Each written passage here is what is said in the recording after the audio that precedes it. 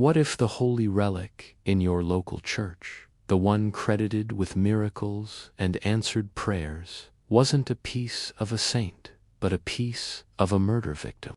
It sounds like something out of a horror movie, but for dozens of communities in 18th century America, this was a terrifying, hidden reality. This is the story of the Whitmore family, a name once synonymous with piety and respect.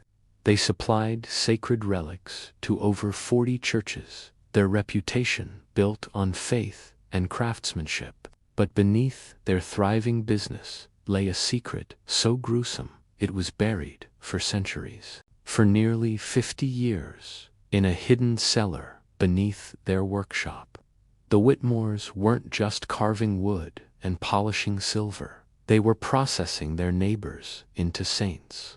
This is the chilling account of how a single family orchestrated a holy deception that stretched from the bustling streets of Philadelphia all the way to the rugged frontier. They didn't just build altars, they built them from the very people who had once prayed beside them. Over 70 devout men, women, and even children vanished from their homes and communities, their disappearances a baffling mystery. They were mourned, prayed for, and then, miraculously, declared saints by the very churches that unknowingly housed their dismembered remains. This is the story the history books have refused to tell, a secret so disturbing it was sealed away, deemed too shocking for public knowledge. It's the story of how a family turned murder into a miracle-making enterprise, using bone and flesh as their materials. Today, nestled within the rural hills of western Pennsylvania and scattered across 17 different congregations, you can still find these relics. Small fragments of bone and carefully preserved flesh, each one resting inside an ornate, beautiful reliquary. Their true beginnings have been lost to history, deliberately obscured by the passage of time and by acts of unimaginable deceit. Our journey begins with the patriarch, Jedediah Whitmore. He wasn't born into wealth or influence. He was a skilled woodcarver and silversmith, a man whose hands could create beauty from humble materials. In the mid-1700s, America was a place of fervent religious revival. New churches were springing up everywhere, and with them came a demand for the symbols of faith, crosses, altars, and most coveted of all, relics of the saints. For many, these weren't just objects. They were a direct connection to the divine, capable of healing the sick and performing miracles. Jedediah saw an opportunity.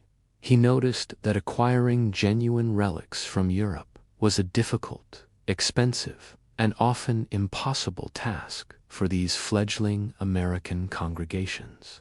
He started small, claiming to have connections overseas who could procure these sacred items. His first few relics, presented to a small church near Philadelphia, were an instant sensation. Reports of miracles began to surface. A lame man walking, a blind woman regaining her sight. Word of the Whitmore relics spread like wildfire. Soon, Jedediah couldn't keep up with the demand. The pressure was immense. Every church wanted a piece of the divine, and they were willing to pay handsomely for it. This is where the story takes its dark turn. Jedediah, along with his wife and 2 sons, made a fateful decision. If they couldn't acquire real saints, they would create their own. Their first victim was a traveler, a man with no family and no one to miss him. He was lured to the Whitmore workshop under the pretense of a commission. He was never seen again. Days later, a small, polished piece of bone, set in a silver locket crafted by Jedediah himself, was delivered to a nearby parish. It was declared the bone of a forgotten martyr, and soon, tales of its miraculous powers began to circulate. The Whitmores had found their formula for success. Their business boomed. they became pillars of the community, their wealth and piety respected by all. They donated generously to the very churches they were deceiving, their hypocrisy hidden behind a veneer of devotion. The Whitmore workshop became a place of dual purpose. Upstairs, it was a legitimate business, filled with the sounds of saws and hammers, the scent of sawdust and polish. But below, in the soundproofed cellar, a macabre factory was in operation. Here, the family carried out their grim work.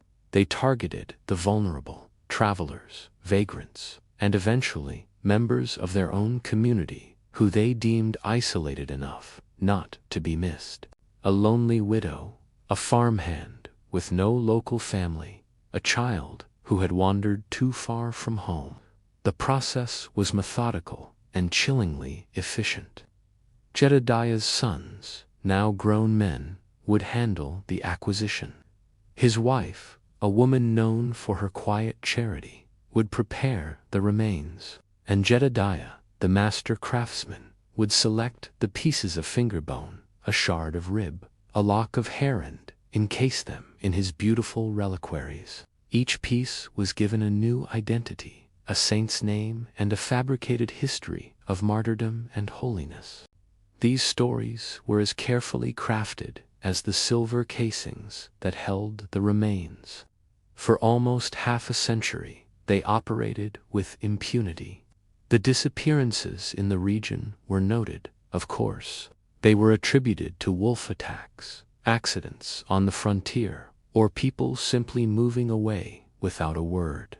No one ever connected the missing persons to the pious Whitmore family, the providers of miracles. The family's influence grew so great that they even had a hand in which local figures, after their disappearance, would be discovered as saints. They controlled the narrative, turning their victims into objects of veneration. Think about the psychological toll. The Whitmores attended church services, where people would kneel in prayer before the remains of a neighbor the family had murdered just weeks before. They would listen to sermons praising the miraculous power of these saints, knowing the horrifying truth. This level of deception required a complete severance from empathy, a cold-blooded devotion not to God but to their own grotesque enterprise. They had to live, breathe, and sleep their lie every single day for 50 years. The end of the Whitmore dynasty came not with a bang, but with a whisper. In the early 1800s, after Jedediah and his wife had passed away, their sons continued the family business, but they lacked their father's meticulous caution. A local magistrate, investigating a string of recent disappearances, began to notice a pattern. All the missing individuals had some connection, however tenuous, to the Whitmore family. They had either worked for them, lived near them, or were last seen heading towards their property. The magistrate was a skeptical man, and the rumors of miracles surrounding the Whitmore relics had always struck him as suspicious. He launched a quiet, painstaking investigation. He spoke to dozens of people, piecing together a timeline of disappearances that stretched back decades. The final piece of the puzzle fell into place when a former apprentice of the Whitmores, plagued by guilt, came forward. He spoke of strange smells, of a locked cellar he was forbidden from entering, and of the family's late-night activities. Armed with a warrant and a small militia, the magistrate raided the Whitmore estate. What they found in the cellar confirmed their worst fears. It was a scene of unspeakable horror. Tools of dissection, vats for preserving flesh, and a pit containing the discarded remains of dozens of bodies. The evidence was overwhelming. The Whitmore sons were arrested, and the truth, in all its ghastly detail, finally came to light. The trial was a sensation, but it was also a crisis of faith for the entire region. The records were sealed by church and state officials, desperate to prevent a total collapse of religious belief. The story was too monstrous, the implications too devastating. How could they tell the congregations that the objects of their deepest faith were monuments to a serial-killing family? The decision was made to bury the truth. The Whitmore sons were quietly executed, and the official record stated they were guilty of only a few murders, not the 70+ that the evidence suggested. The churches were faced with an impossible dilemma. What were they to do with the relics? Many were quietly removed and destroyed, but in some of the more remote congregations, the relics remained. The story was suppressed, the origins forgotten, and the fragments of bone and flesh continued to be venerated. They exist to this day, their dark secret locked away. The story of the Whitmores is a chilling reminder that the greatest monsters are often the ones who hide in plain sight, cloaked in piety and respectability. It's a testament to the dark side of belief and the terrifying lengths people will go to for power and profit. Thank you so much for joining me on this deep dive into a forgotten, terrifying piece of history. Start with an intriguing, slightly suspenseful tone. Did you know that between 1745 and 1792, right here in the quiet communities of colonial Pennsylvania, more than 73 people simply vanished? These weren't just any people. They were devout men and women, and even more unsettling, a number of orphaned children. And here est the twist. Every single one of them was later declared a saint by local religious authorities. What most people don't know is that a sealed record, tucked away in the Philadelphia Historical Society, holds the key. It contains the statements of 3 witnesses who stumbled upon the horrifying truth. The truth of the Whitmore Family Workshop, a place where, for nearly 50 years, human bodies were allegedly transformed into holy relics. This manuscript has been locked away for centuries, a secret kept at the request of the very churches involved. But after meticulous investigation, I've managed to piece together the terrifying reality that the religious establishment has fought so desperately to conceal. Let's venture deeper into this disturbing part of America's religious past. The true terror of what took place in those Pennsylvania woods reaches far beyond what most historians are prepared to admit. It touches communities whose descendants still worship in those very same churches today. To understand how this could happen, we need to go back to the mid-18th century. The colony of Pennsylvania was a unique sanctuary for various religious groups.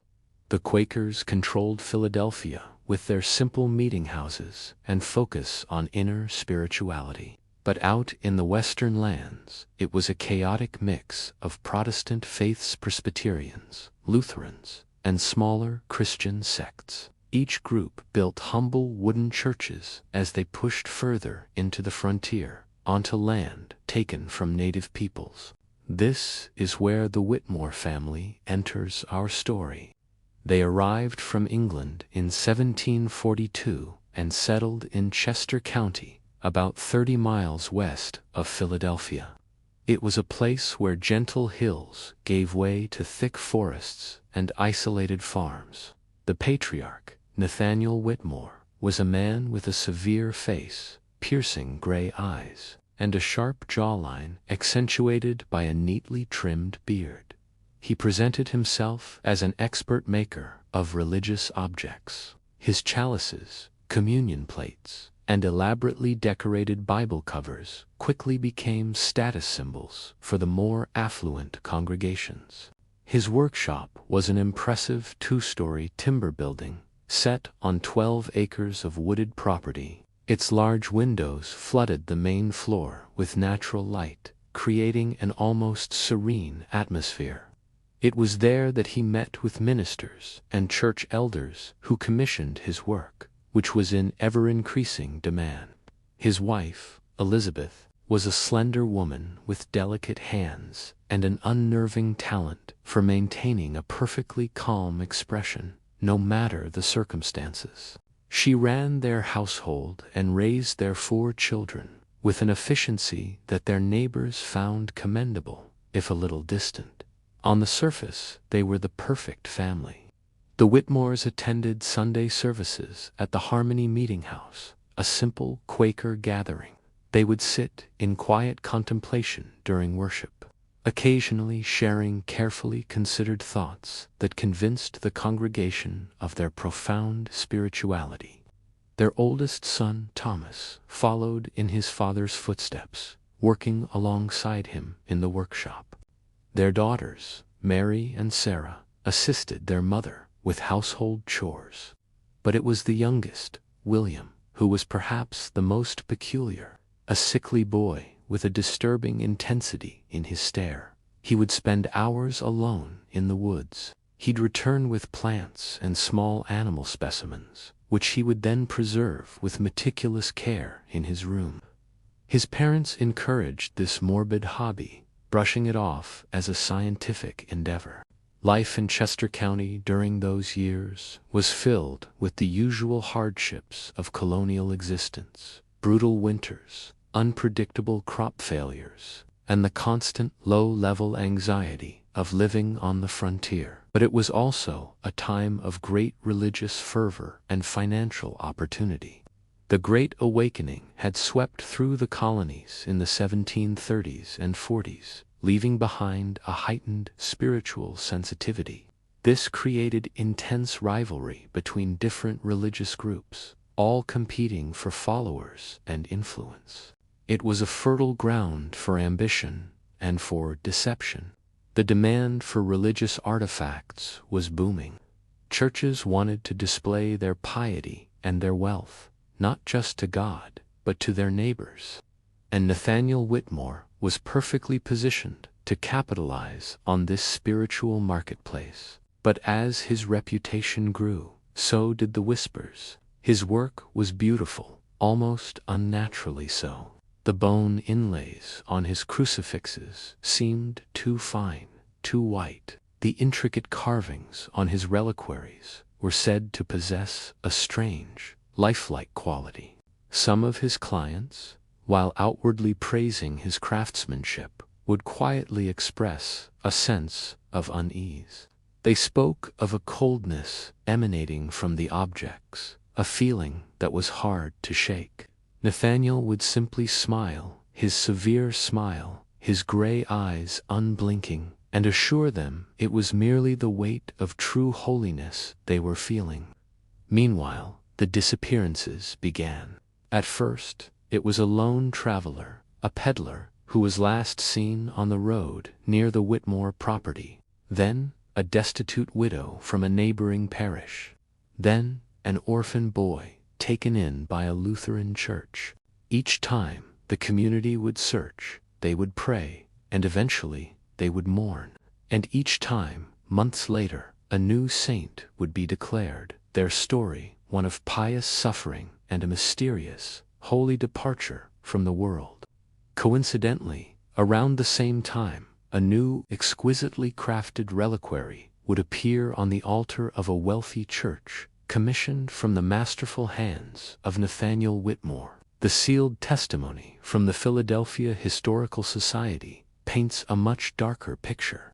One witness, a young farmhand named Jacob, claimed he was delivering firewood to the Whitmore property one evening when he heard a muffled scream from the workshop. Peeking through a crack in the wall, he saw something that would haunt him for the rest of his life. He saw the glint of steel, not on wood or metal, but on something else. He fled in terror, but his story was dismissed as the drunken rambling of a frightened boy. He was told the Whitmores were good, God-fearing people. The second witness, a midwife named Hannah, had been called to the Whitmore home years earlier to attend to the sickly William. While there, she noticed Elizabeth Whitmore's hands. Despite her claims of being a simple housewife, her palms were calloused and stained in a way that suggested not baking or sewing, but something far more lensical. Hannah also noted a strange, metallic, and slightly sweet smell coming from the workshop. A smell she couldn't quite place, but which made the hairs on her arms stand on end. The final witness, a disillusioned minister, confessed on his deathbed that he had long suspected the Whitmores. He had noticed a pattern. A parishioner would vanish, and shortly thereafter, Nathaniel Whitmore would deliver a stunning new piece containing relics of an anonymous martyr. The minister admitted his own complicity, driven by greed and the desire for his church to possess the most revered artifacts. He had bought the relics, displayed them, and preached sermons about the holy sacrifices of these new, unknown saints, all while a knot of guilt tightened in his stomach. He was the one who insisted the records be sealed, to protect the reputation of the church, and to bury his own shame. These accounts reveal a horrifying family business. Nathaniel was the master craftsman and salesman. Elizabeth, with her unnerving calm and steady hands, likely handled the more delicate and gruesome aspects of preparation. Thomas, the dutiful son, learned the trade from his father, becoming an accomplice in the family's dark enterprise. And young William, with his fascination for preserving dead things, may have been the most twisted of all, a budding prodigy in his family's monstrous art form. They weren't just creating religious art, they were manufacturing saints. They were preying on the vulnerable, the poor, the lonely, the orphaned people whose disappearance would cause the least stir. They transformed human tragedy into profitable piety, selling pieces of their victims back to the very communities they were taken from. For almost 50 years, this macabre operation continued, hidden in plain sight, protected by religious fervor and willful ignorance. The story of the Whitmore family workshop is a chilling reminder that the darkest evils can often be found hiding behind a mask of righteousness.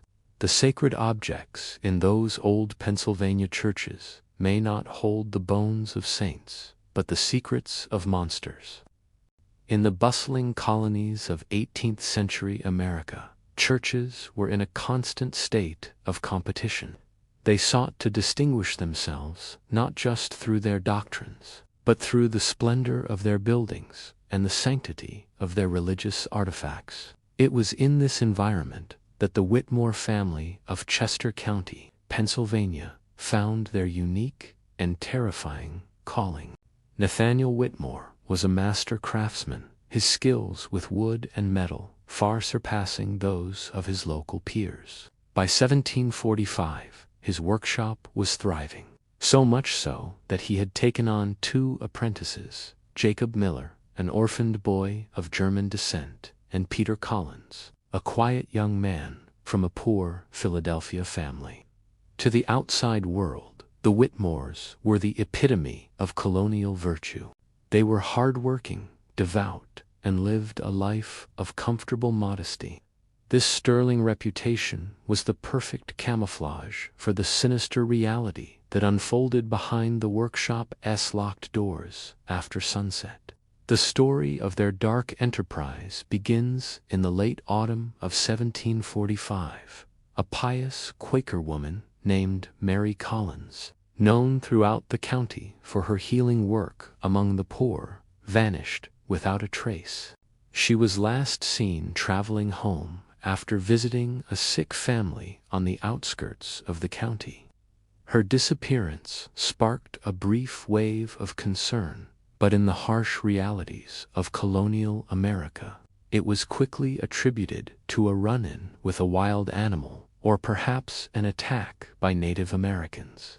No one could have known that Mary Collins was not a victim of the wilderness, but the first acquisition in a horrifying business that would thrive undetected for nearly half a century.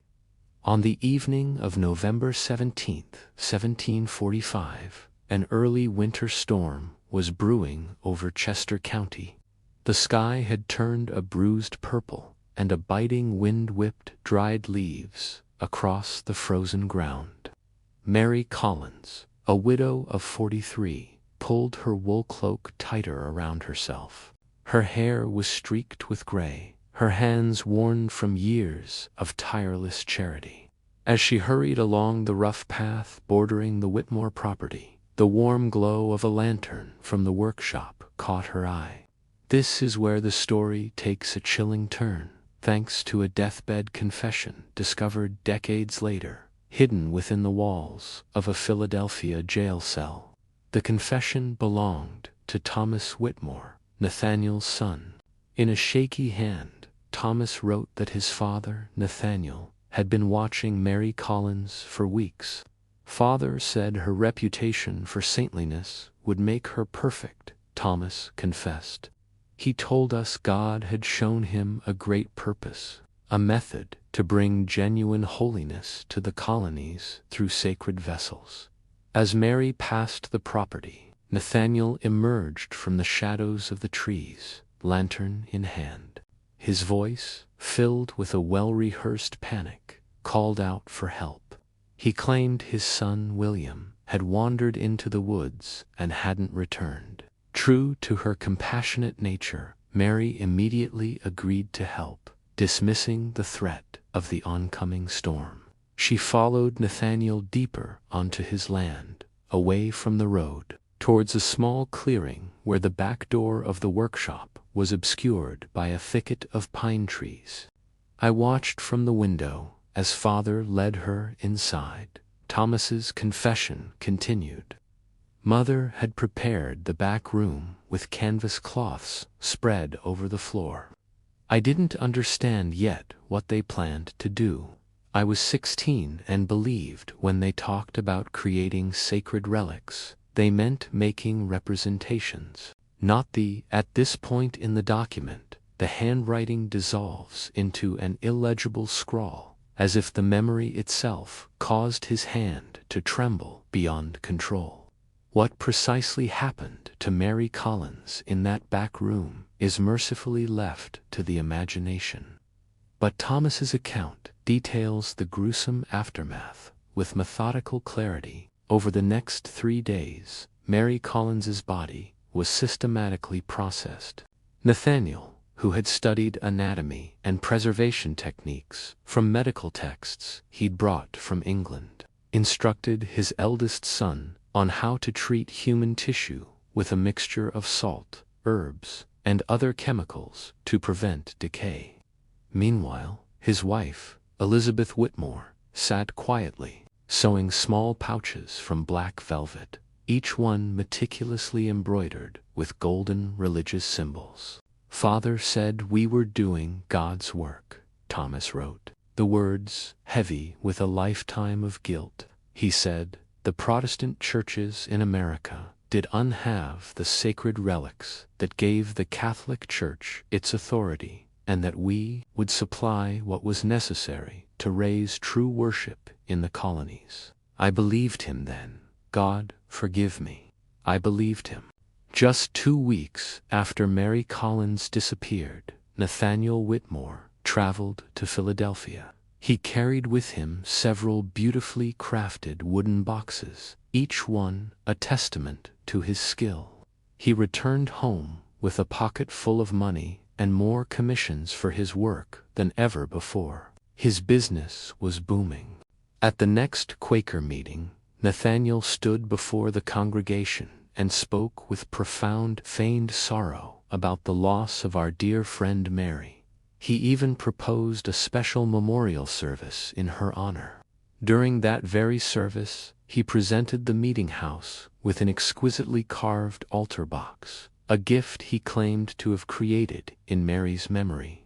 The congregation was moved by his generosity. What they didn't know, what they could never have imagined, was that nestled within a hidden compartment inside that very box was a tiny, preserved piece of Mary Collins herself. This was the first of what would become hundreds of so-called sacred relics, secretly distributed to unsuspecting churches and devout families across the American colonies. The Whitmore family had perfected their gruesome craft, turning murder into an art form and human remains into holy artifacts, all under the guise of piety and devotion. For the next 50 years, they would continue their work, their reputation for godliness masking a legacy of unimaginable horror, one that remained buried for generations.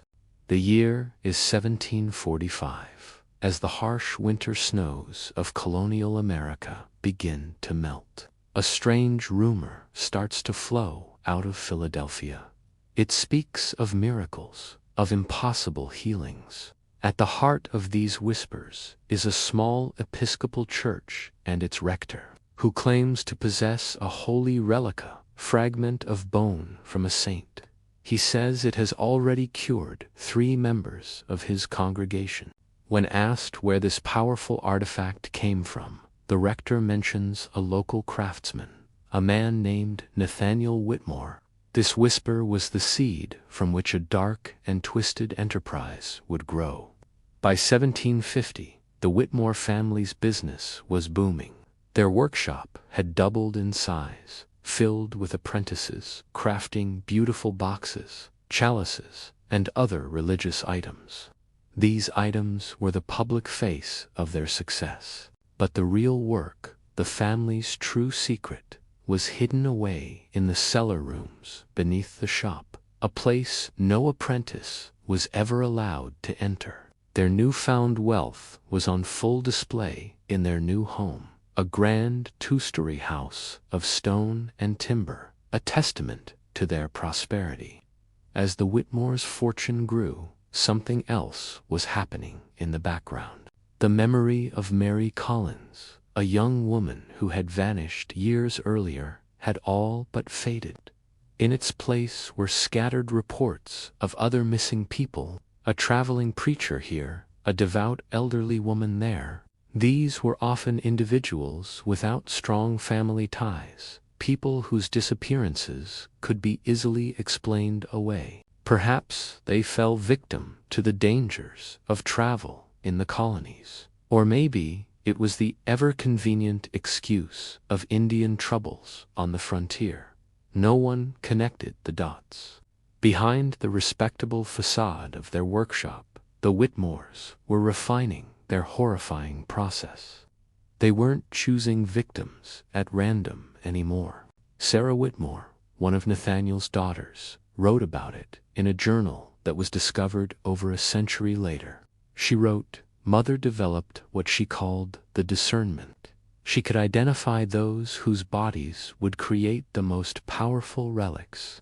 She claimed God spoke to her, showing her which souls were meant for sainthood after death." This chilling belief allowed the family to twist their heinous acts into a holy mission. They weren't murderers in their own eyes. No, they were merely instruments of a divine plan, helping chosen souls achieve their heavenly purpose sooner than nature intended. Each disappearance was a step in creating a new saint and a new product for their growing list of clients. The Whitmores didn't just perfect their selection process, they also perfected their sales and distribution. Nathaniel began building relationships with church leaders across Pennsylvania, New Jersey, and even as far south as Virginia. He was a master of manipulation. He would win them over with generous donations, his workshop's superb craftsmanship, and by sharing supposed secrets about religious artifacts from Europe. His son Thomas later confessed the core of his father's sales pitch. He said, "Father told them that the Catholic Church in Europe had hoarded sacred power for centuries." Nathaniel convinced these Protestant ministers that by quietly acquiring their own relics, they could bring that same power to their congregations. without ever having to bow to Catholic doctrine. It was a brilliant and seductive argument, especially for ambitious leaders eager to grow their flock and influence. Their operation evolved into a complex network. Collaborators, most of whom had no idea what they were truly part of, would report back on the miracles happening in churches that had purchased a Whitmore relic. These testimonials became powerful marketing tools, creating a feedback loop of demand and allowing the family to charge increasingly exorbitant prices for their grisly creations. Nathaniel was clever, advising the church leaders to keep the relics a secret, a sacred trust known only to the elders. This tactic not only reduced the risk of exposure, but also made the objects seem even more exclusive and valuable. What none of these ministers, these elders, these devoted congregations ever knew was the true origin of their precious relics. They believed they were buying fragments of ancient European saints for a high price. The terrible truth was that these holy objects were being manufactured in the Whitmore family's cellar, crafted from the bones and bodies of their own neighbors and fellow colonists. For a time, the system was flawless. But in the spring of 1753, a shadow of doubt appeared. A physician from Lancaster, Dr. Samuel Winters, was asked by a patient to examine a relic that had supposedly cured them. Dr. Winters was a man of science and careful observation.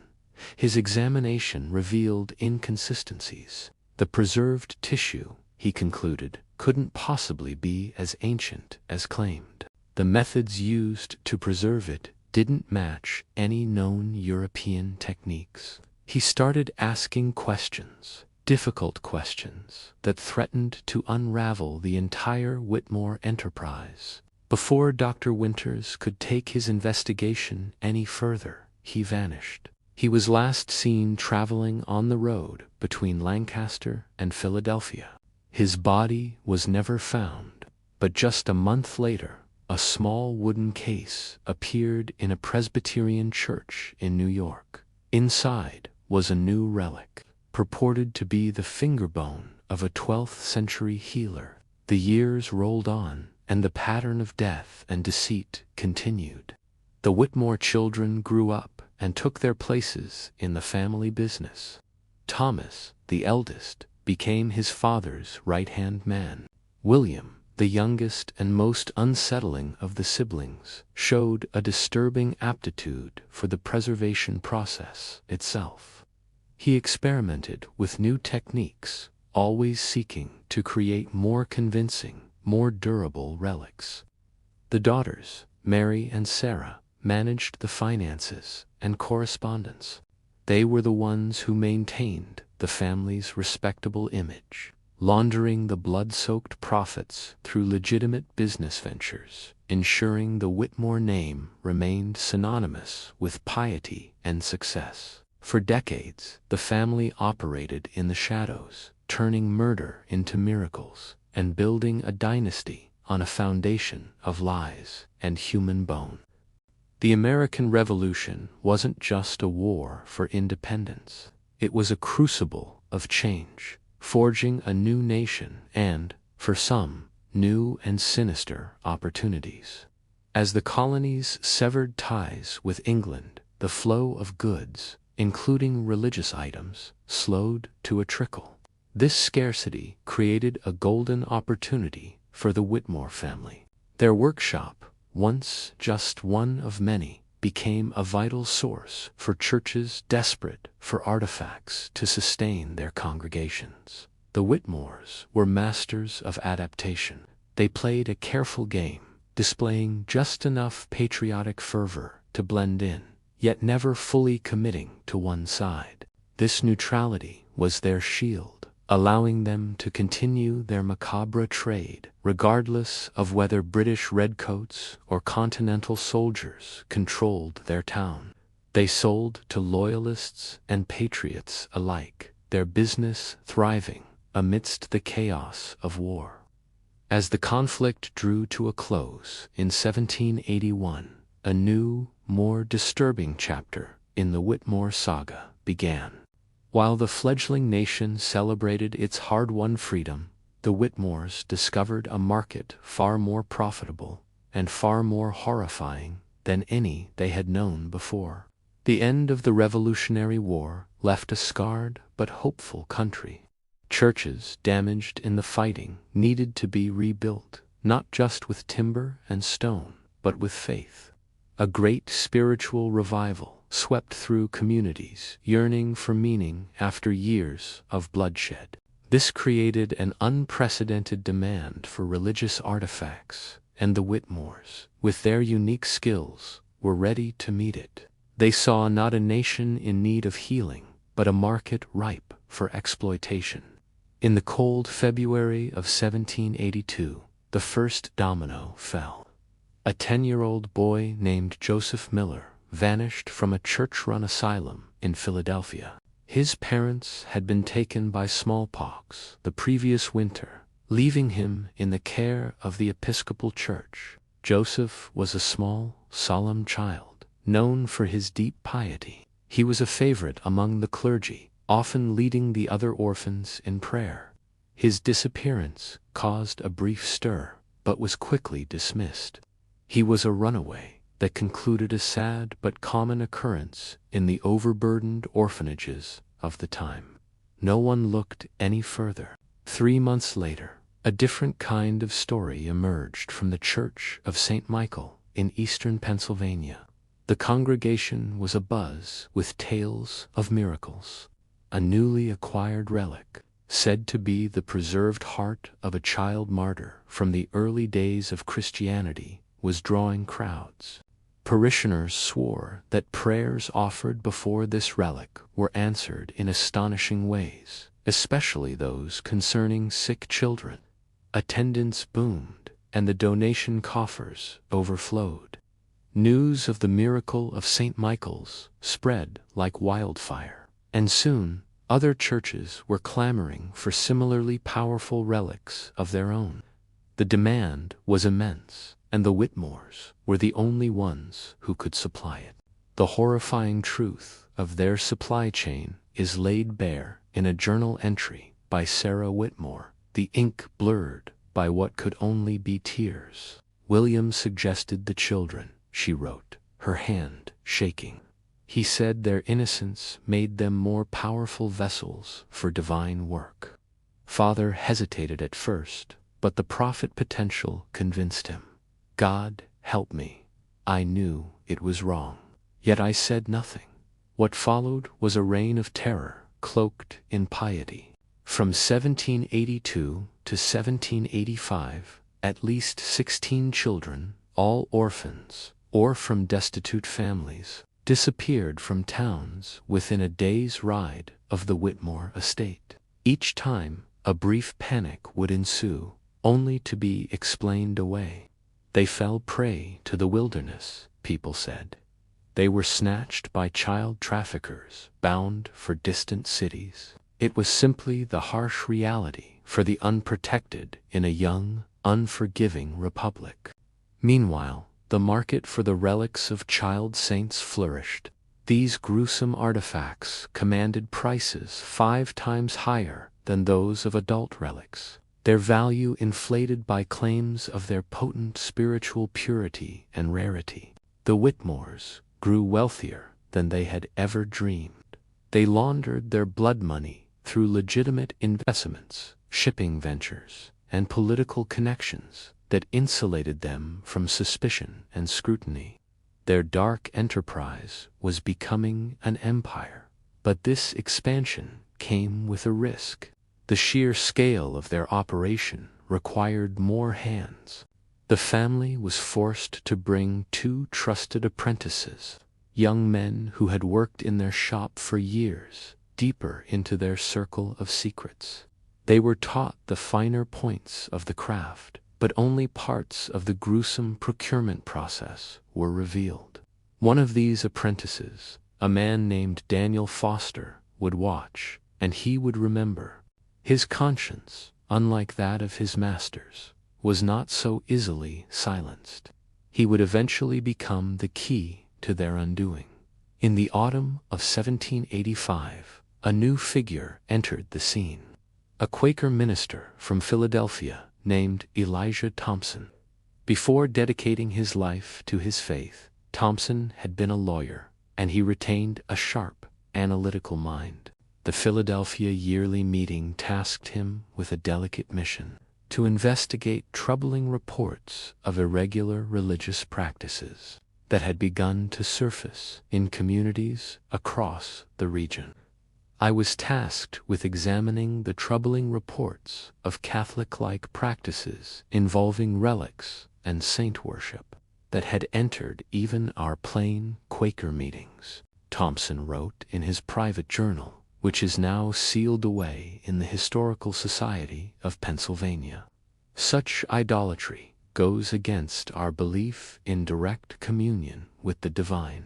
Yet several meeting houses had acquired special objects said to improve spiritual experiences." Thompson began his investigation with methodical patience. Starting in Philadelphia, he traced the origins of these controversial relics. He noticed a peculiar pattern. Though the objects passed through several hands, the chains of provenance, when followed back far enough, frequently led to one man, Nathaniel Whitmore, or one of his known associates. The minister also noted something else that bothered his legal mind. The documentation for these relics, while elaborate and detailed, was filled with grand historical claims that were impossible to verify. There were no real, traceable links to the ancient past they claimed to represent. The stories were just that, stories. And Elijah Thompson was beginning to suspect who the author was.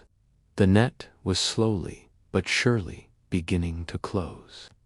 In December 1785, a Quaker minister and lawyer named Elijah Thompson set out for Chester County. His mission: to investigate Nathaniel Whitmore, a craftsman renowned for producing beautiful religious artifacts.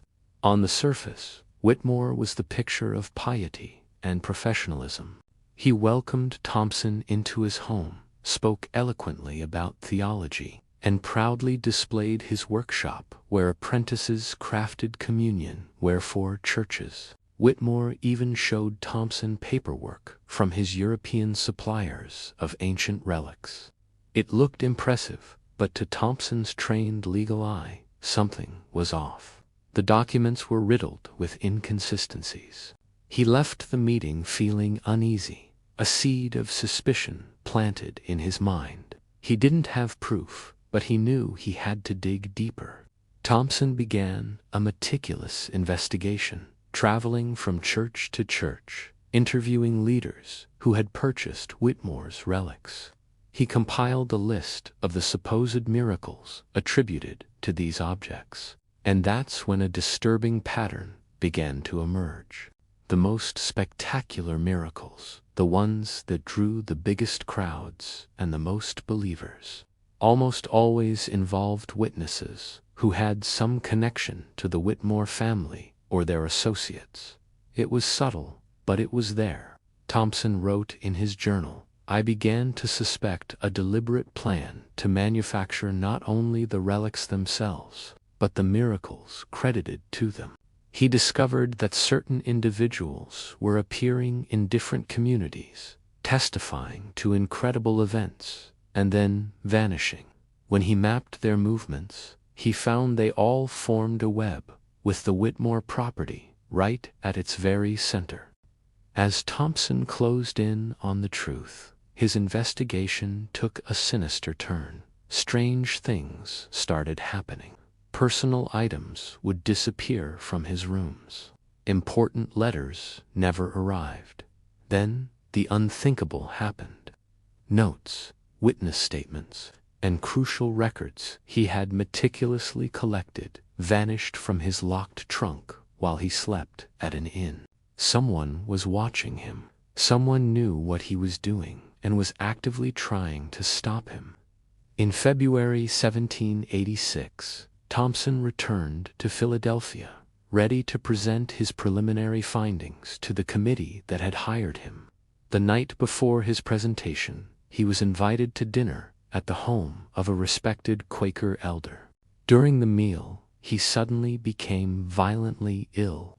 The diagnosis was poison. Though the source was never identified, the message was clear. Thompson survived, but the ordeal left him weak and incapacitated for months, forcing him to halt his investigation. The Whitmore family, it seemed, would go to any length to protect their secrets.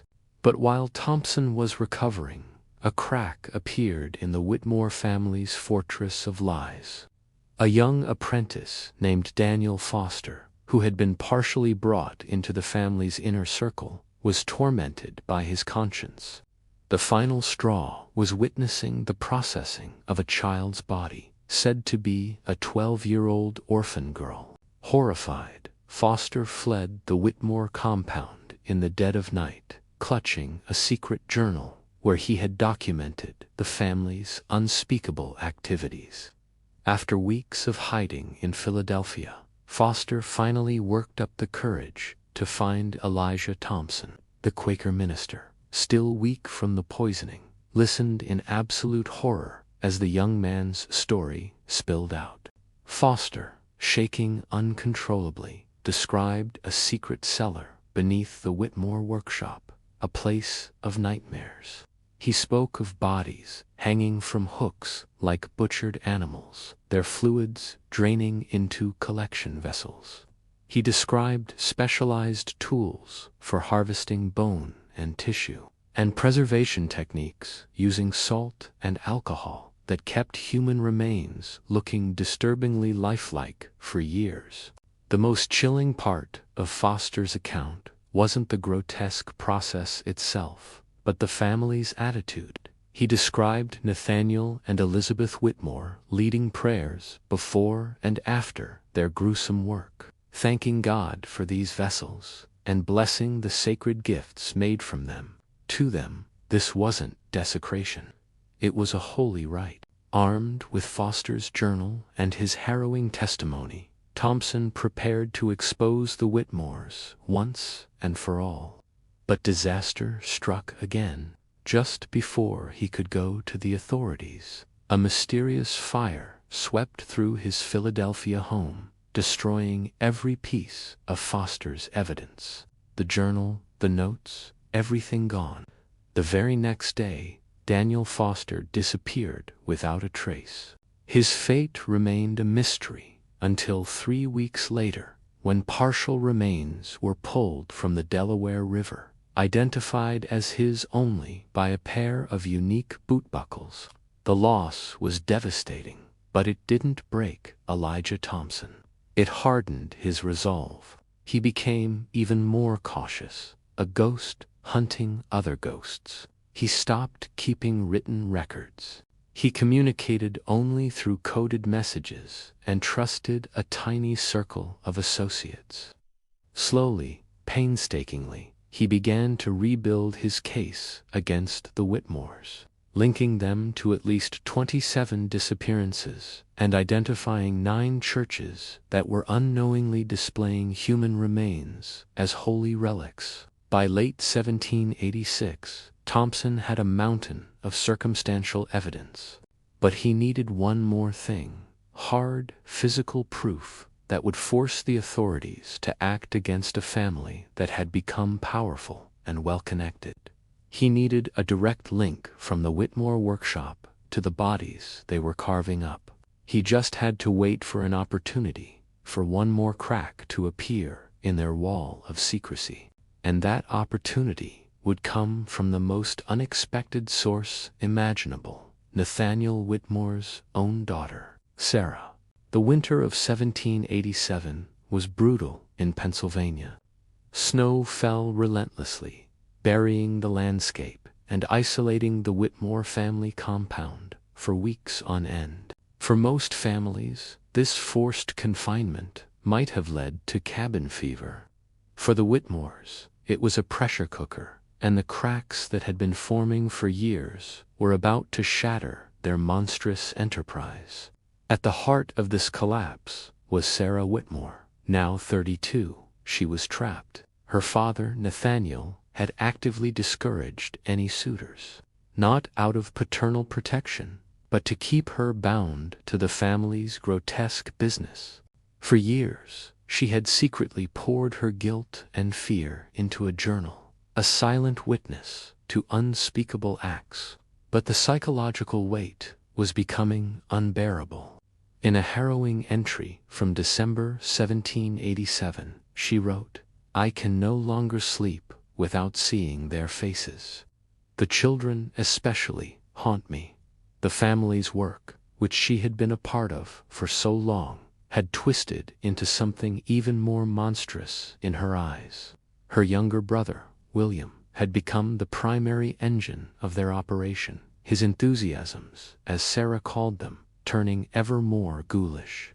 "Last week," she wrote, "he spoke of experimenting with preservation techniques that would let entire limbs be sold as intact relics."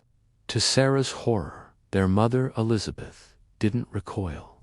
Instead, she saw dollar signs, quoting scripture about the sanctification of holy vessels while calculating the profit potential.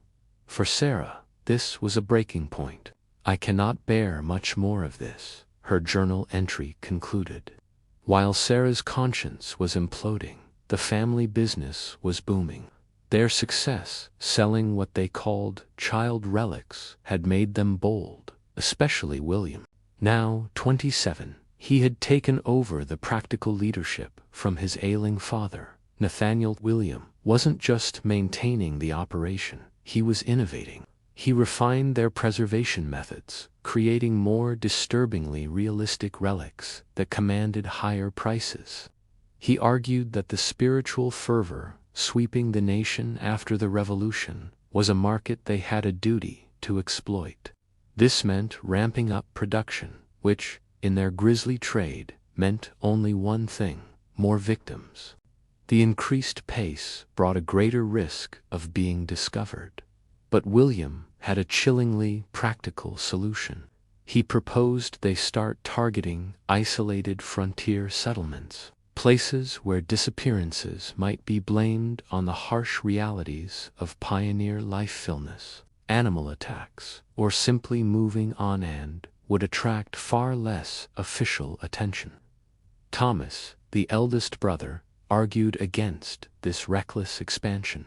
He saw the danger, the unnecessary risk, but their father, Nathaniel, now weakened by the illness that would soon claim his life, deferred to William's ambition. He handed the reins of their dark legacy to his youngest, most ruthless son. Then, in January of 1788, two critical events occurred that would seal the Whitmores' fate.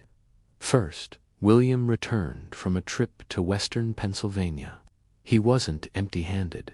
He brought back 3 new subjects, all children, orphans, from a remote settlement that had been ravaged by a winter sickness. The sudden influx of victims, processed so quickly, overwhelmed even the family's chillingly efficient system. They were forced to store partially preserved remains in the workshop cellar, a ticking time bomb of evidence sitting just beneath their feet. The second event was even more significant. Sarah Whitmore made a choice that would change everything. Given a rare opportunity for a solo trip to Philadelphia to handle business correspondence, she didn't just deliver letters. She sought out a man her family considered a threat, a man whose investigation they had been carefully monitoring, Elijah Thompson. Their meeting was clandestine, held in the quiet back room of a Quaker bookshop. For over 3 hours, Sarah unburdened her soul. Decades later, when Thompson's coded notes from that meeting were deciphered, the full horror of her confession was revealed. The notes read, "Female W. provided confirmation of all suspicions, and worse, beyond imagining." family operation, more extensive than previously documented. Thompson listed the shocking numbers Sarah had given him: over 70 adult victims and more than 20 children since the business began.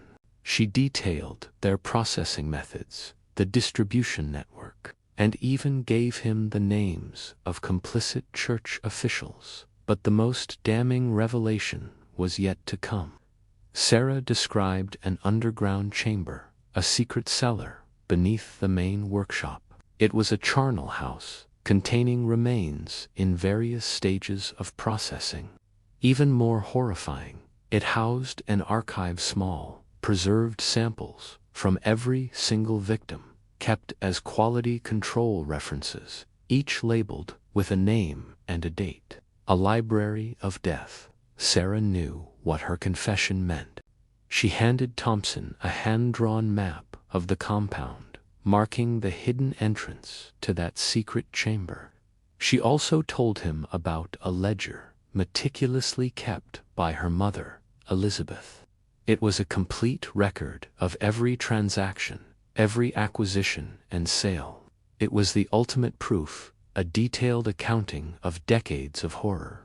"I know I condemn myself by revealing these things," Sarah reportedly told Thompson. "I expect no mercy in this world or the next, but the children's faces give me no peace, and I cannot allow more innocence to feed my family's ungodly work." Thompson understood the immense risk. Sarah was not just an informant. She was the key to bringing down the entire operation. Instead of letting her return to the compound, he arranged for her to stay in hiding with trusted Quaker contacts in Philadelphia. It was a compassionate decision, but it lit the fuse on an explosive confrontation. Back at the Whitmore compound, Sarah's failure to return on schedule sent immediate alarm bells ringing. William, with his sharp, paranoid intellect, knew instantly what it meant: betrayal. Thomas Whitmore's later confession described the scene. The family gathered in the study, the atmosphere thick with dread and fury. William was coldly furious, Thomas recalled, pacing the study while suggesting increasingly violent actions. Their father, Nathaniel, was a shadow of his former self, slumped in his chair, muttering prayers and biblical verses about Judas. Only Elizabeth, the matriarch, remained unnervingly calm. She began systematically listing their vulnerabilities, identifying the evidence that had to be destroyed immediately. Thomas argued for what seemed like the only sane option: flee, abandon the workshop, disappear, and start over. But William would not hear of it. He refused to give up the empire he was set to inherit. So they settled on a desperate, two-pronged plan. William would hunt Sarah down in Philadelphia and silence her permanently.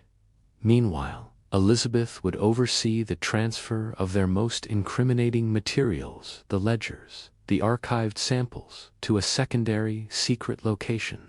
This was an old, abandoned mine shaft on the western edge of their property, which they had prepared years ago for just such an emergency. They moved with frantic urgency, believing they were racing against Sarah's potential confession. What they didn't know was that the race was already lost. Elijah Thompson was not idle. Acting on Sarah's explosive information, he was already assembling a force. Wisely, he bypassed local authorities, knowing the Whitmores' influence ran deep and that some officials might be on their payroll. Instead, he went straight to the top, to the most influential leaders of the Philadelphia Yearly Meeting of Quakers. These respected men used their connections to contact trusted figures within the new state government, ensuring that the force that would descend on the Whitmore property would be incorruptible and unyielding. The Whitmores were not preparing for an investigation. They were unknowingly preparing for a siege. As William rode for Philadelphia on his mission of vengeance, and Elizabeth scrambled to hide their sins in the dark earth. The law was already on its way. The final bloody act in the horrific saga of the Whitmore family was about to begin. Have you ever heard of the Whitmore family? For years, they were pillars of their community in Chester County, Pennsylvania, known for their piety and exquisite craftsmanship of religious items. But behind the facade of a devout family lay a secret so monstrous it would earn them the name the Butchers of the Brandywine. The truth of what happened in their isolated workshop would remain buried for over 2 centuries, a tale too shocking for its time. Today, we unearth that story. This is the horrifying true account of the Whitmore family and the night of unholy discovery. By early 1788, whispers and disappearances around the Whitmore property had become too numerous to ignore. A brave young woman named Sarah, who had escaped their clutches, provided a chilling testimony and a hand-drawn map. Her account was the final piece needed to convince the authorities. A plan was set. On February 12th, a large force would raid the Whitmore compound, uncover their crimes, and bring them to justice. But fate, as it so often does, had other plans. The night before the raid, a blizzard of historic proportions descended upon Chester County. Snow choked the roads, isolating communities and grinding all travel to a halt. For the lead investigator, Elijah Thompson, this was a nightmare scenario. He feared that any delay would give the Whitmores the perfect opportunity to destroy the evidence of their atrocities. He couldn't wait. Against all odds and advice, Thompson made the fateful decision to press on. He gathered a small, determined group, 6 armed men, including 2 constables and 4 Quaker volunteers, all united by the conviction that the evil at the Whitmore compound had to be stopped, storm or no storm. They set out from Philadelphia into the teeth of the blizzard, heading towards an encounter that would be seared into their memories as the night of unholy discovery. On February 13, 1788, as howling winds whipped snow across the Pennsylvania landscape, Elijah Thompson and his small party finally reached the edge of the Whitmore property. It was just after dark. The storm, which had nearly defeated them, now became their cloak, as one of the Quaker volunteers, James Pearson, later wrote.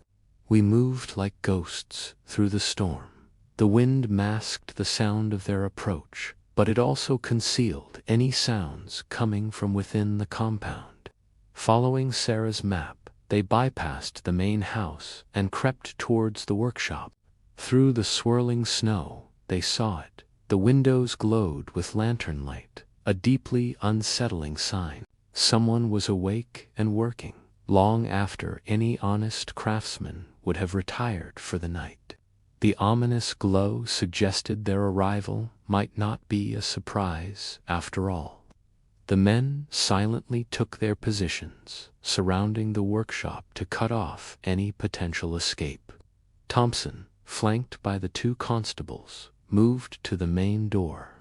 Their plan was to secure anyone inside quickly and then locate the hidden entrance to the underground chambers Sarah had described. Thompson raised his fist and knocked firmly, announcing they were there on official business. A moment of tense silence hung in the frigid air, broken only by the whistling wind. Then the door creaked open. Framed in the lantern light stood Thomas Whitmore. Pearson recorded the chilling moment. He showed no surprise at our presence. His eyes moved over our small group as if counting. Then he stepped aside with a disturbing calmness, inviting us to enter if we must. It wasn't the reaction of a man caught off guard. It was the composed acceptance of someone who knew this day would come and was ready for it. A cold dread settled over the men as they stepped inside. Something was terribly wrong. The main floor of the workshop was, at first glance, completely normal. Tools were neatly hung, half-finished religious carvings sat on workbenches, and the air smelled of wood shavings and varnish. It was a picture of skilled craftsmanship.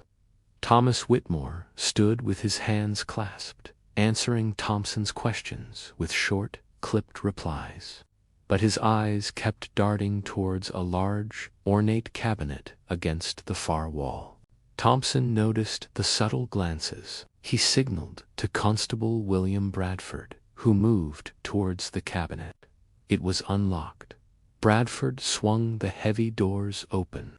Inside, there were no tools, no supplies. There was only a small, black velvet pouch. He opened it, and his blood ran cold. Resting on the velvet was what appeared to be a perfectly preserved human finger. The moment the finger was discovered, Thomas Whitmore's calm demeanor shattered. As Constable Bradford later testified, he sank to his knees, muttering what sounded like prayers or confessions. The mask had fallen. When Thompson demanded to know where the rest of his family was, Thomas claimed his father was sick in the main house, but that his mother, Elizabeth, and his brother, William, had left hours earlier. They had taken several large trunks and were heading west towards the edge of the property. Thompson immediately dispatched 2 of his men into the blizzard to intercept them. He then turned his full attention back to the broken man on the floor. With the evidence now in plain sight, Thompson pressured Thomas to reveal the entrance to the underground chambers. After a moment of refusal, Thomas finally relented. He led them to a heavy workbench. As they pushed it aside, it revealed a hidden trapdoor set into the floorboards. The moment the trapdoor was lifted, a foul stench rose from the opening, hitting the men like a physical blow. James Pearson described it as a mixture of chemical preservatives combined with the unmistakable odor of human decay. The smell of death was so potent it was almost visible. Thomas Whitmore, now a shadow of his former self, lit a lantern and, without a word, began to descend the narrow wooden stairs. He led them down into a darkness so profound it seemed to swallow the light hole. What awaited them in the depths beneath the workshop was a scene of such depravity that it would defy description and haunt them for the rest of their lives. As Pearson wrote in his sealed account, "What we found below exceeds my ability to describe without harming my soul's peace. Yet the truth must be recorded. No matter how abhorrent, the underground chamber was a labyrinth of horrors. It was a series of rooms, dug out from the cold earth and supported by timber beams, extending far beyond the workshop's foundation. The first room mirrored the one above, with workbenches and tools. But these were not the tools of a woodworker. They were surgical instruments, designed for dissecting flesh, not carving wood. Glass jars of various sizes lined the shelves, filled with strange colored liquids, preservatives, and chemicals whose purposes the men could only guess at with dawning horror. In the center of the stone floor, a large drain connected to a series of channels that disappeared into the earthen walls, a system designed for one purpose: to wash away blood and viscera. Everything was meticulously organized. Open notebooks lay next to instruments filled with detailed drawings of human anatomy. Sections were highlighted with chillingly precise notes on preservation techniques. But the next room was where the full, unspeakable truth was revealed. Here, the raiders came face to face with the Whitmore family's victims. Hanging from iron hooks bolted into the ceiling beams were 3 human bodies, all in different stages of macabre processing. There were 2 adults, a man and a woman, and a small child, no older than 10. Each body had been partially dissected with surgical precision. Our story begins in 1788, when an investigation into a missing person led authorities to the remote Whitmore family estate.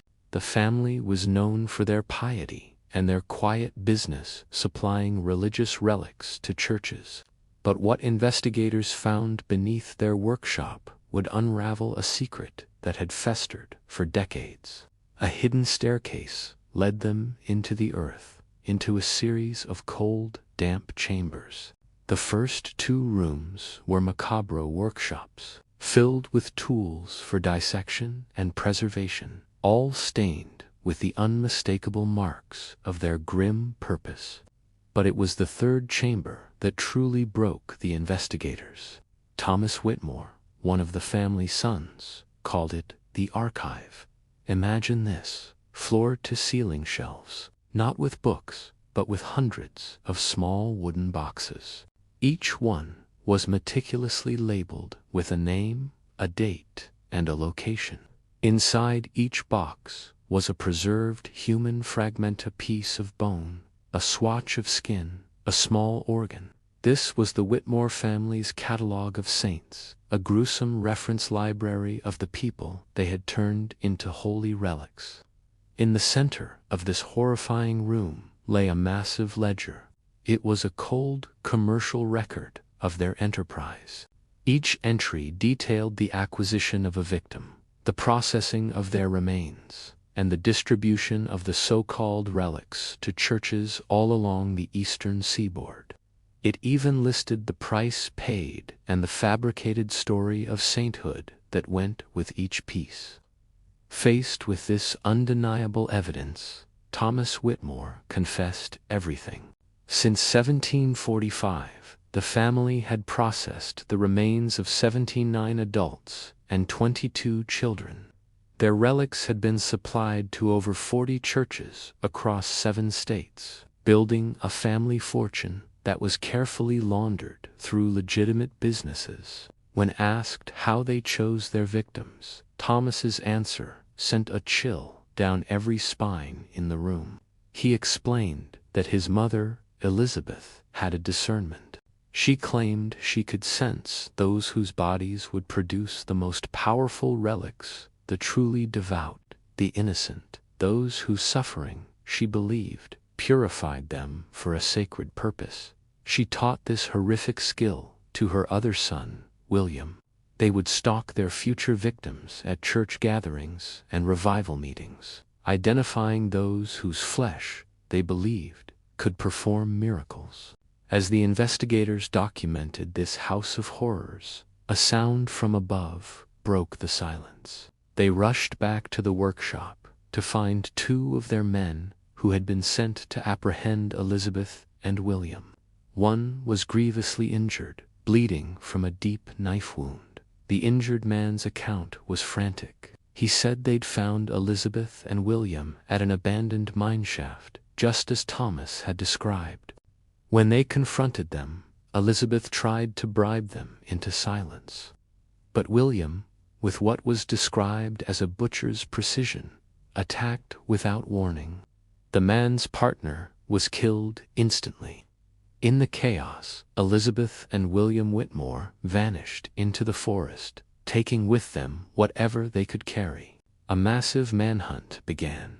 The family patriarch, Nathaniel Whitmore, was found in the main house, too ill to have been involved in the escape. He was arrested without a fight, his mind lost in a haze of religious justifications and confusion. The search for the fugitives lasted 3 long days. It ended when their bodies were discovered in a remote hunting cabin. They lay side by side on a crude, makeshift altar. It appeared they had performed some final, unknown ritual before taking poison. Notes left at the scene suggested they believed their final act would consecrate the last of the relics they had managed to save. With the masterminds of the operation dead, only Thomas Whitmore remained to face justice.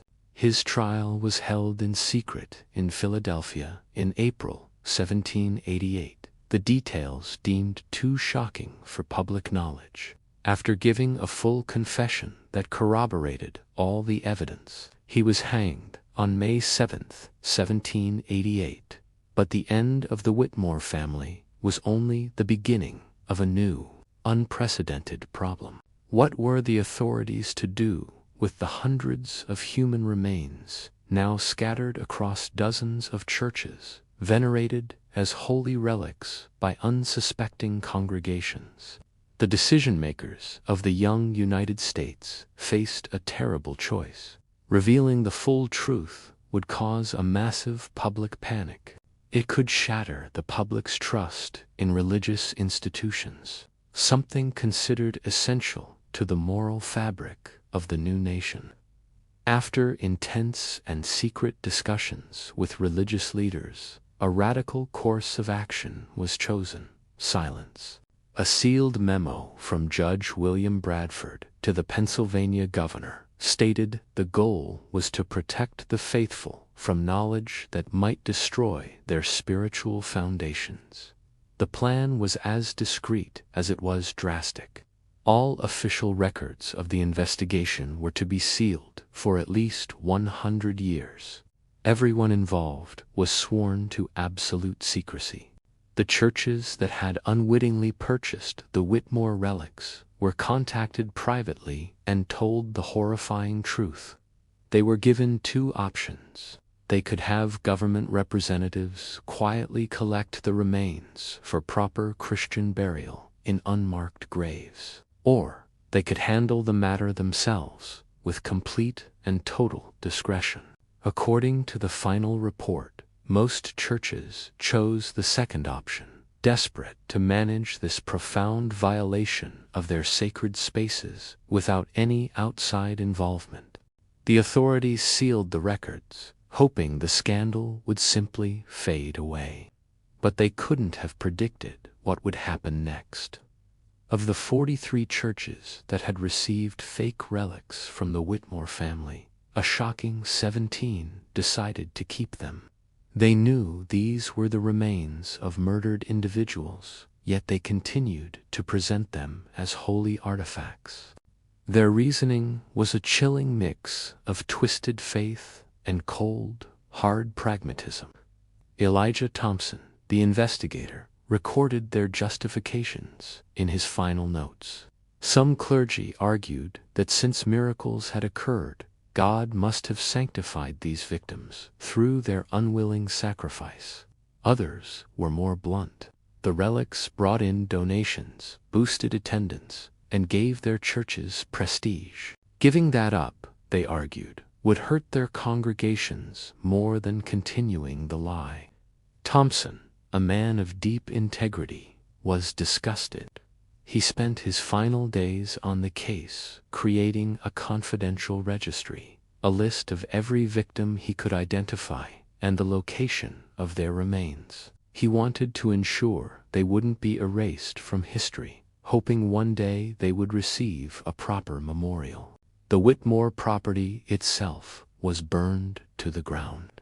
The official story was an accidental fire. But many believed the authorities set the blaze themselves to destroy the last traces of the horror that had unfolded there. The land was seized by the state and eventually sold to families who had no idea they were living on a former slaughterhouse. As for Sarah Whitmore, the daughter whose courage helped expose her family, she was given a new identity. Under the protection of Quakers in Boston, she lived out her days haunted by guilt. Her journal reveals a woman desperate to atone. "I cannot undo what my family wrought," she wrote in her last entry. "But each child I helped to safety and education stands against the darkness we created. I go to my judgment with no expectation of mercy, only the hope that those we harmed have found the peace we stole from them." She died in 1823, having dedicated her life to helping orphaned children. What became of the tools of the Whitmores' gruesome trade? The surgical instruments, the preservation chemicals, the workshop apparatus, all were supposed to have been destroyed. Yet, for decades, rumors persisted. Whispers circulated that some items had been quietly acquired by medical schools or private collectors, morbidly fascinated by the family's advanced preservation techniques. William Whitmore's methods for keeping human tissue lifelike were particularly sought after. In fact, if you look closely at some early 19th century medical texts, you'll find vague descriptions of preservation processes that are eerily similar to those from the Whitmore case, though no one ever dared to credit the source. The story could have been lost forever, swallowed by sealed records and official denials. But in 1879, fate intervened. A fire broke out in a Philadelphia courthouse. As workers salvaged water-damaged documents, they accidentally opened several sealed packets from the 1788 Whitmore case. A clerk, sorting through the papers, stumbled upon Thomas Whitmore's chilling confession. He alerted his superiors, who quickly resealed the documents, but it was too late. The story had escaped. Rumors spread like wildfire through the courthouse, eventually reaching a reporter for the Philadelphia Inquirer. The resulting article was sensational, filled with inaccuracies, but it brought the basic horrifying outline of the Whitmore crimes to public attention for the very first time. It was published on November 17, 1879, exactly 134 years to the day after Mary Collins, the family's first known victim, disappeared. The story caused a brief public outcry, but it was quickly denounced by powerful religious leaders as anti-religious slander and lurid fiction.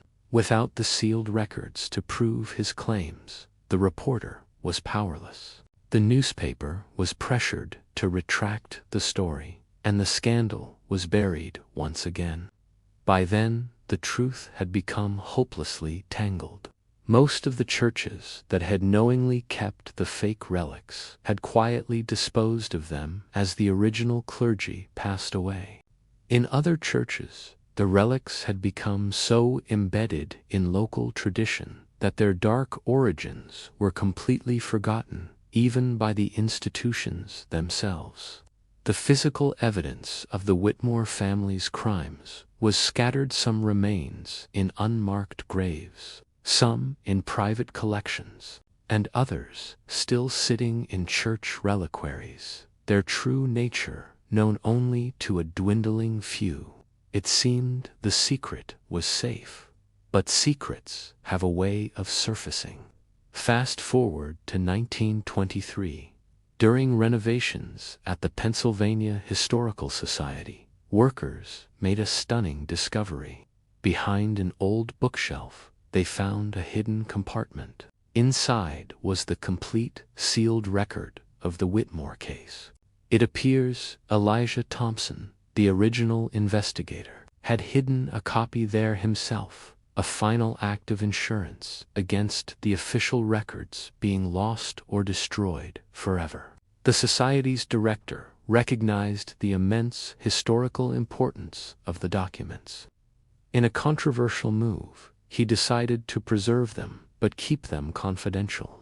They were cataloged under a deliberately boring title and restricted to only a handful of qualified researchers who received special permission. What secrets do their sacred relics hold? Today, we delve into a story so disturbing it was nearly erased from history, the chilling tale of the Whitmore family. It was only through carefully controlled access to historical archives that the true, horrifying scope of the Whitmore family's operation began to emerge. For decades, they ran a macabre enterprise, creating and selling fraudulent religious relics. But these weren't just cleverly crafted fakes.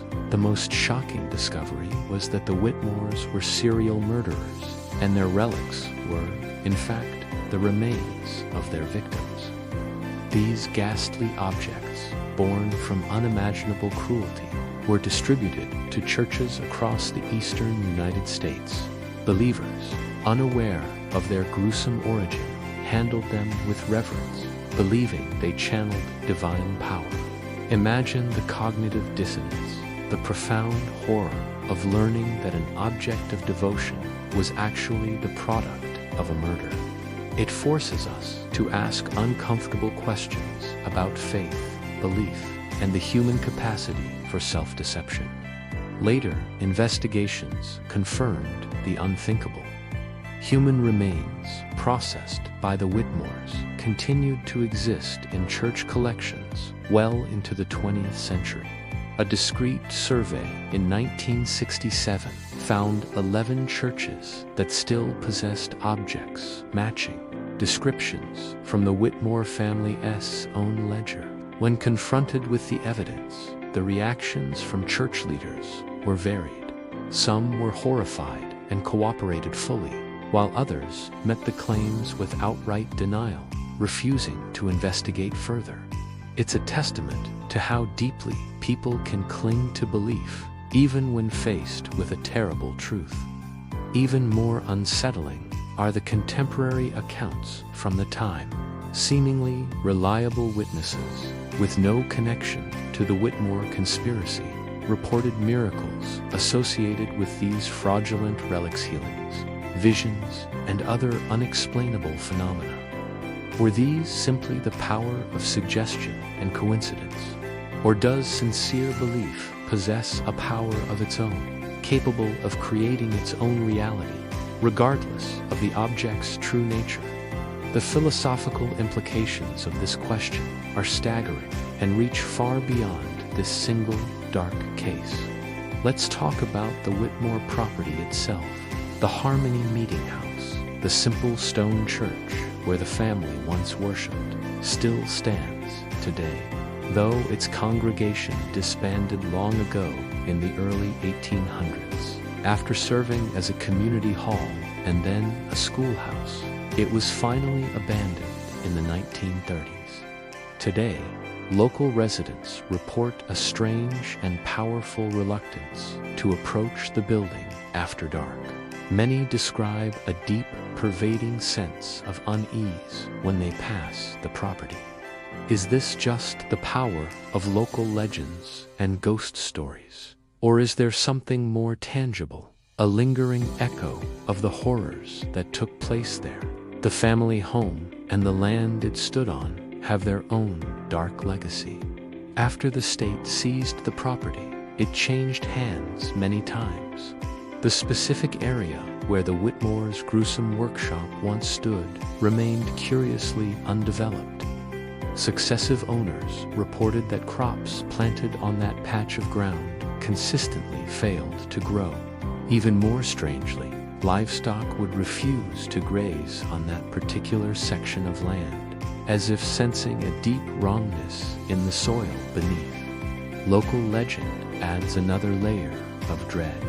It's said that on certain autumn nights, especially around November 17th, the anniversary of a key date in the case, the faint, glowing outline of the workshop can be seen in the darkness, a spectral scar on the landscape where no physical structure has stood for over 200 years. In 1992, technology offered a new window into the past. A team used ground-penetrating radar to survey the former Whitmore property. The scans revealed anomalies, deep underground features, consistent with hidden chambers and what appeared to be a filled-in mine shaft, matching descriptions from historical records. A limited archaeological dig confirmed the existence of these man-made structures. However, no human remains were found in this initial search.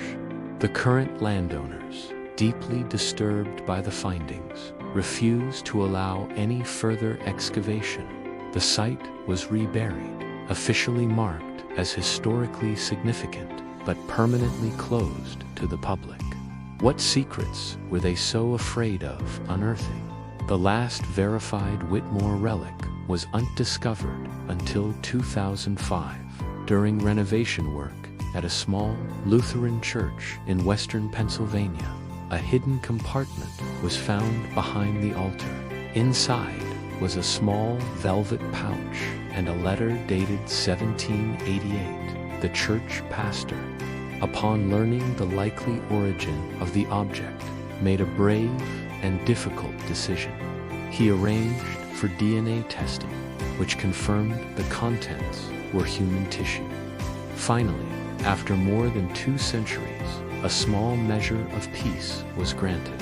The remains were given a proper, respectful burial in the church cemetery under a simple marker that reads, "Unknown Child of God, finally at rest."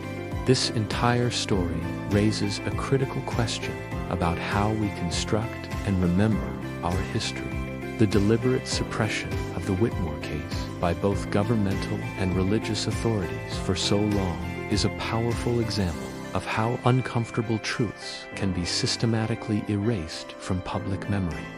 When a story threatens established institutions or cherished beliefs, it's often easier for those in power to simply bury it. This case is a stark reminder that what we call history is often not the complete truth, but rather the version of events that powerful interests have allowed to survive. But the greatest injustice of all was done to the victims, the devout men and women whose final resting places were violated, and especially the innocent children whose lives were cut short to feed this macabre enterprise.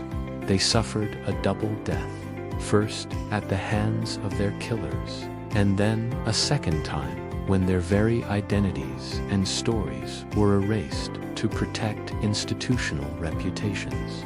As we conclude this dark chapter of American religious history, we should remember them. Somewhere in eastern Pennsylvania, unmarked graves still hold the partial remains of those who were unwillingly made into saints.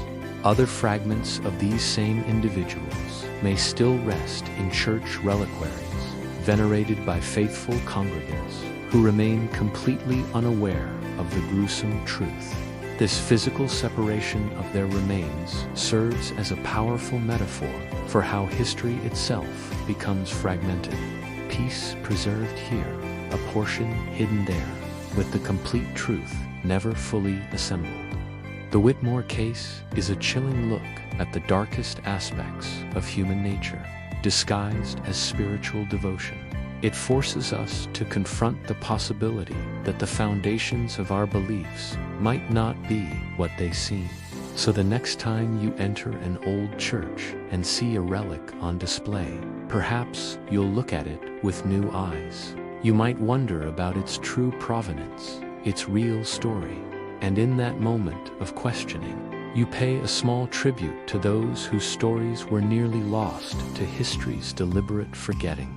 By remembering the victims of the Whitmore family, we assert that no institutional reputation is more valuable than the truth, no matter how disturbing that truth may be. What do you think of this story? Do you believe all the relics have been found? Or are there still churches out there hiding these dark secrets without even knowing it? Let me know your thoughts in the comments below. If this tale of historical horror captivated you, please hit that like button and subscribe to our channel for more deep dives into the shadows of our past. Thank you for joining me, and I'll see you in the next mystery.